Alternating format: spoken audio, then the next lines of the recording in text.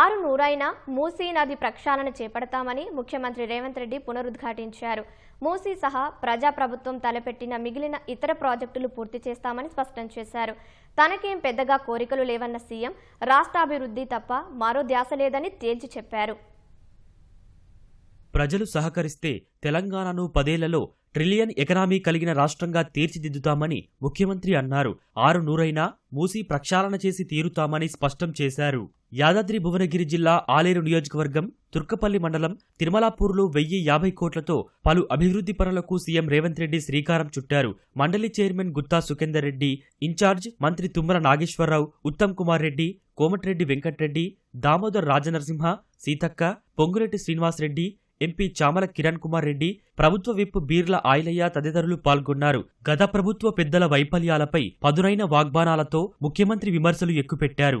ఒక్క నోటీస్ ఇస్తేనే ఆయన ఆగమాగం అవుతున్నాడు. నెలల కొద్ది జైళ్లలో గడిపిన మేమేమనుకోవాలి? నువ్వు దేవుడువా?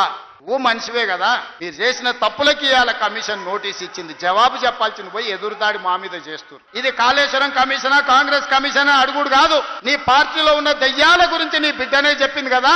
ఆ దయ్యాలు కొరివి దయ్యాలు ఎవడో తెలంగాణ ప్రజల్ని ఎట్లా పట్టి పీడిస్తుండ్రో ఇవాళ నీ బిడ్డ అడిగిన ప్రశ్నకు సమాధానం చెప్పమని బీఆర్ఎస్ నాయకులను అడుగుతున్నా.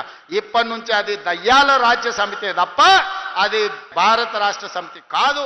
యాదగిరిగుట్ట లక్ష్మీ నరసింహస్వామి ఆశీస్సులతో ప్రజాప్రభుత్వాన్ని ఏర్పాటు చేశామని సీఎం రేవంత్ రెడ్డి అన్నారు. జనబలంతో RRR భారత్ ఫ్యూచర్ సిటీని ప్రపంచానికి ఆదర్శంగా నిర్మిస్తామని హామీ ఇచ్చారు. సీఎం కావడంతో తన జీవితాశయం నెరవేరిందని, రాష్ట్ర అభివృద్ధిపైనే ఇప్పుడు తన ధ్యాస ఉందని రేవంత్ రెడ్డి స్పష్టం చేశారు. ఒక్క ప్రాజెక్టు కూడా పూర్తి కాలేదు. 10 ఏళ్లలో ఇవాళ మనం పూర్తి చెయ్యాలి అనుకుంటే కాళ్ళల్లో కట్టెబెట్టి కింద పడేయాలని చూస్తూ మూసీ నది ప్రక్షాళన చేసుకుంటాం.